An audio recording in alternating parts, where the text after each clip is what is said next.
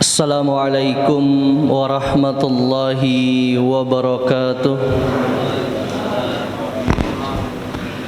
Innal hamdalillah nahmaduhu wa nasta'inuhu wa nastaghfiruh wa na'udzu billahi min syururi anfusina wa min sayyiati a'malina. May yahdihillahu fala mudhillalah wa may yudlilhu fala hadiyalah. Ashhadu an la ilaha illallah wahdahu la syarikalah wa ashhadu anna Muhammadan abduhu wa rasuluh la nabiyya ba'dah. Allahumma salli wa sallim wa barik ala sayyidina Muhammad wa ala alihi wa sahbihi ajmain, amma ba'd. Faqala Allah ta'ala fil Qur'anil Karim, A'udzu billahi minasy syaithanir rajim. Qul inni umirtu an a'budallaha mukhlishan lahuddin. Wa qala Nabi sallallahu alaihi wasallam, innamal a'malu binniyat. Shadaqallahul azim wa shadaqala Rasulullah sallallahu alaihi wasallam. Puji syukur kehadirat Allah Subhanahu wa ta'ala yang hingga sampai detik ini kita masih diberikan nikmat iman, nikmat Islam, nikmat kesehatan, sehingga kita bisa melangkahkan kaki kita ke Masjid Agung Al-Barkah. Tanpa nikmat sehat mungkin kita tidak berada di sini, tapi kita berada di seberang, mungkin di RSUD Kota Bekasi. Salawat bertaikan salam semoga selalu tercurahkan kepada suri teladan kita Nabi Muhammad sallallahu alaihi wasallam beserta keluarga, sahabat dan pengikutnya yang insya Allah senantiasa istiqomah dalam melaksanakan sunnahnya. Yang sama-sama kita hormati Ketua DKM Masjid Agung Al-Barkah, yakni Kiai Haji Ismail Hashim MSOS beserta jajarannya. Imam Zuhur pada hari ini yaitu Kiai Haji Lili Ghazali MPD. Bapak-bapak, ibu-ibu, jamaah salat zuhur yang dimuliakan Allah Subhanahu wa ta'ala. Ada sebuah hadis yang sangat familiar di telinga kita. Hadis ini banyak sekali kita temukan di dalam sebuah kitab, bahkan di dalam kitab karya Imam An-Nawawi, dalam kitab Hadis Arba'in An-Nawawi, yaitu hadis tentang niat. Di dalam kitabnya yang lebih tebal, yaitu kitab Riyadhus Shalihin, juga tentang niat. Kitab Al-Azkar, kalau kita dulu di pondok kita belajar kitab Ta'lim Muta'allim, yaitu hadis tentang niat. Betapa pentingnya sebuah niat dalam kita melaksanakan suatu ibadah. Menurut Imam Syafi'i, hadis ini mencakup 70 bab dalam fikih. Menurut Imam Ahmad, hadis ini inti dari ajaran Islam dan mencakup sepertiga ilmu. Mengapa? Karena perbuatan ibadah kita yakni terkait dengan 3 hal.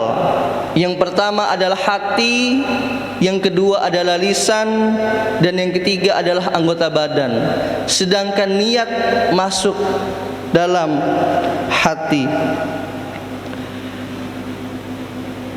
An Amiril Mukminin Abi Hafsin Umar ibn al-Khattab radhiyallahu anhu qala, dari sahabat Amirul Mukminin Abi Hafsin Umar ibn al-Khattab. Dari sahabat Amirul Mukminin Umar bin Khattab. Umar bin Khattab itu punya julukan Abi Hafsin. Abi Hafsin itu bapaknya singa. Kenapa punya julukan tersebut? Karena begitu gagahnya Umar, bahkan ketika setan berpapasan di dalam sebuah gang ketemu dengan sahabat Umar, lebih baik setan putar balik. Itulah sebutan salah satu Abi Hafsin radhiyallahu anhu, semoga Allah meridainya, berkata, sami'tu Rasulullah sallallahu alaihi wasallam, saya mendengar Rasulullah sallallahu alaihi wasallam yaqulu, berkata, innamal a'malu binniyat, sesungguhnya segala sesuatu itu tergantung pada niat.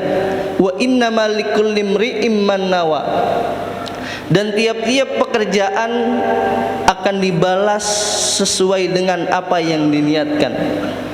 Faman kanat hijratuhu ilallahi wa rasulih, barang siapa yang hijrahnya karena Allah dan Rasulnya, fa hijratuhu ilallahi wa rasulih, maka dia akan mendapatkan ridho dari Allah dan Rasulnya. Wa man kanat hijratuhu lidunya yusibuha aw imra'atin yankihuha fa hijratuhu ila ma hajara ilai, dan barang siapa yang hijrahnya karena dunia, karena wanita yang ingin dinikahinya, maka dia akan mendapatkan balasan dunia ataupun niat yang dia niatkan, perbuatan yang diniatkan. Ma'asyiral muslimin, jamaah salat zuhur yang dimuliakan Allah Subhanahu wa taala. Urgensi pentingnya sebuah niat, yang pertama adalah syarat diterima atau tidaknya suatu ibadah. Yang kedua, fungsi niat adalah sebagai pembeda antara ibadah satu dengan ibadah yang lainnya. Salat zuhur 4 rakaat, salat asar 4 rakaat, salat isya 4 rakaat. Yang membedakan adalah yang pertama waktunya, yang kedua adalah niatnya. Tidak mungkin kita salat zuhur menggunakan niat salat isya.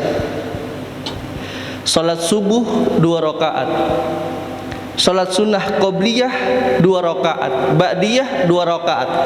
Kita lanjutkan dengan 4 rakaat, 2 rakaat, 2 rakaat. Salat duha 2 rakaat, salat tahajud 2 rakaat, salat sunnah wudu 2 rakaat. Yang membedakan antara salat tadi adalah yang pertama waktunya, yang kedua adalah niatnya. Tidak mungkin kita salat subuh menggunakan niat salat duha ataupun sebaliknya. Ma'asyiral muslimin rahimakumullah, fungsi niat yang ketiga adalah pembeda antara ibadah dengan kebiasaan. Makan itu bisa bernilai ibadah, tidur bisa bernilai ibadah. Kalau kita niatkan, kita makan, kita tidur agar kita kuat dalam beribadah. Bukan saya niat makan karena saya ingin bermaksiat, saya istirahat, saya tidur karena besok saya ingin bermaksiat. Atau tapi kalau kita niatkan, kita makan, kita tidur, aktivitas yang kita lakukan niatnya karena ibadah, maka akan bernilai suatu ibadah. Yang keempat, fungsi niat adalah penentu suatu hasil. Ada pekerjaan yang sifatnya duniawi tapi bernilai ukhrawi. Ada pekerjaan yang sifatnya ukhrawi tapi bernilai duniawi. Salat, puasa, zakat, umroh, haji, sedekah adalah perbuatan yang sifatnya ukhrawi, yang sifatnya bekal untuk akhirat. Tapi kalau kita niatkan bukan untuk ibadah, bukan untuk mengharapkan ridha Allah, saya niat, saya beramal, niatnya ingin dipandang orang kalau saya orang dermawan. Saya niat umroh, ibadah umroh bolak-balik setiap tahun, niatnya bukan karena ibadah, tapi niatnya ingin dipandang orang, maka yang sifatnya ukhrawi maka bernilai duniawi. Tapi ada pekerjaan yang sifatnya duniawi bisa bernilai ukhrawi. Seorang ayah yang mencari nafkah untuk keluarganya, seorang pelajar, mahasiswa menuntut ilmu, pekerjaan duniawi tapi bisa bersifat ukhrawi. Ma'asyiral muslimin, jamaah salat zuhur yang dimuliakan Allah Subhanahu wa taala. Pekerjaan duniawi, makan, tidur, segala aktivitas yang kita laksanakan, kalau kita niatkan untuk ibadah kepada Allah, mengharapkan ridha Allah, mengharapkan syafaat dari Nabi Muhammad sallallahu alaihi wasallam, maka bisa bernilai akhirat atau bernilai ukhrawi. Hadis ini mengingatkan bahwa pentingnya sebuah niat. Karena yang pertama tadi, fungsi niat adalah syarat diterima atau tidaknya suatu ibadah. Yang kedua, sebagai pembeda antara ibadah satu dengan ibadah yang lain. Yang ketiga, fungsi niat sebagai pembeda antara ibadah dengan kebiasaan. Yang keempat, yang terpenting adalah untuk menentukan suatu hasil. Terakhir, kalau kita menanam padi, rumput akan ikut, rumput akan tumbuh. Tapi kalau kita menanam rumput, tidak mungkin padi akan numbuh. Kalau perbuatan yang sifatnya akhirat kita kejar, kita laksanakan, perbuatan dunia kita niatkan untuk akhirat, maka padi, kita menanam padi, rumput akan ikut. Tapi kalau kita laksanakan perbuatan ukhrawi, perbuatan dunia, kita niatkan untuk dunia, ya akan bersifat dunia. Kita menanam rumput, tidak mungkin padi akan tumbuh. Semoga Allah Subhanahu wa taala selalu membimbing kita agar kita selalu meluruskan niat kita ketika kita hendak melaksanakan suatu ibadah atau aktivitas kita sehari-hari. Mungkin hanya ini yang bisa saya dapat sampaikan. Semoga bermanfaat. Billahi taufik wal hidayah, wallahul muwaffiq ila aqwamit thoriq. Wassalamualaikum warahmatullahi wabarakatuh.